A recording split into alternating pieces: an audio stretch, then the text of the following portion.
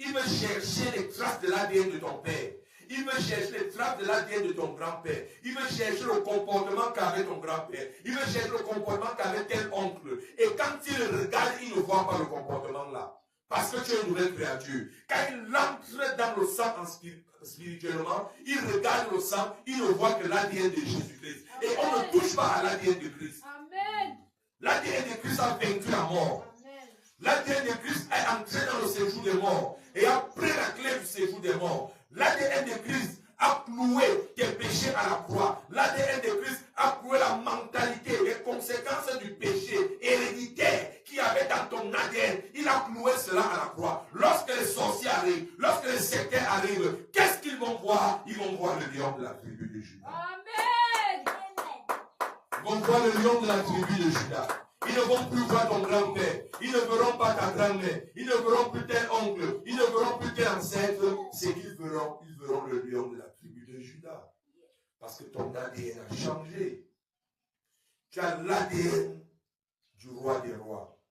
Tu as l'ADN du Seigneur des seigneurs. Tu as l'ADN de l'Éternel des armées en toi. Gloire à Jésus. Gloire à Jésus.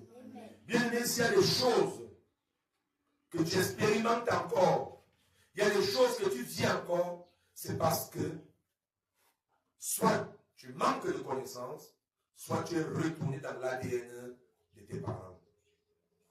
Parce que la Bible va me dire, tu connaîtras la vérité et la vérité te rendra libre. Lorsque tu es baptisé, lorsque tu as reçu Christ, mais tu n'as pas la vérité en toi, gloire à Jésus, tu es encore en prison. Tu es encore prisonnier. Raison pour laquelle nous allons voir les gens dans l'église, mais ils sont enchaînés. Ils sont baptisés.